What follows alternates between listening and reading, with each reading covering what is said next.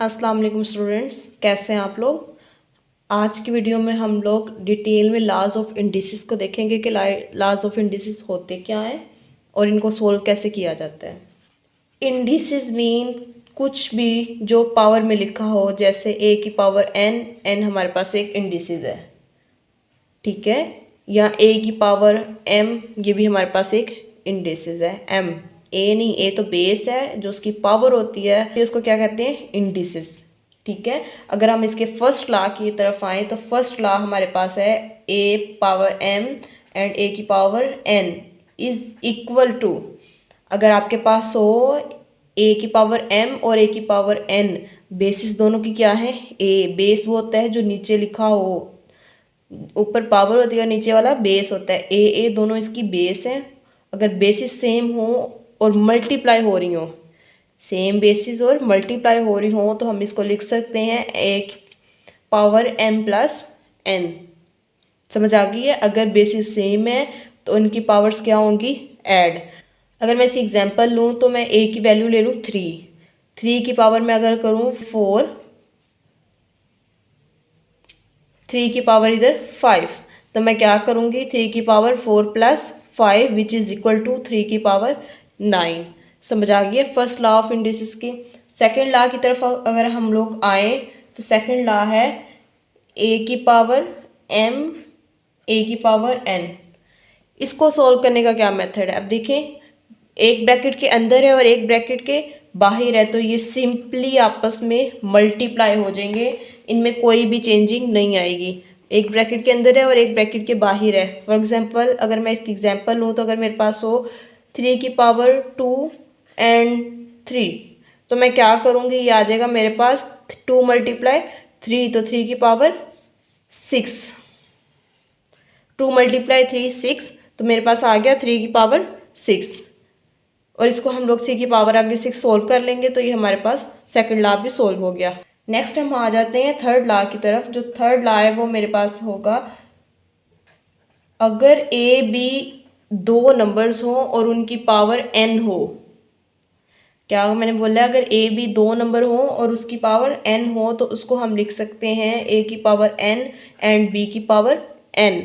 अगर मैं इसकी एग्जांपल लूँ तो अगर मेरे पास हो 3 मल्टीप्लाई 4 की होल पावर 2, तो मैं इसको लिख सकती हूँ 3 की पावर 2 मल्टीप्लाई 4 की पावर 2।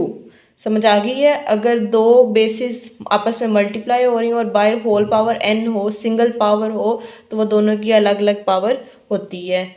नेक्स्ट आ जाते हैं हम लोग लॉ नंबर 4 की तरफ। अगर हमारे पास ए ओवर बी की होल पावर एन हो, पहले तो मल्टीप्लिकेशन में दो नंबर थे, अब डिवीजन में दो नंबर आ गए हैं, ए ओवर बी, तो मैं इसको लिख सकती हूँ ए की पावर एन ओवर बी की पावर एन।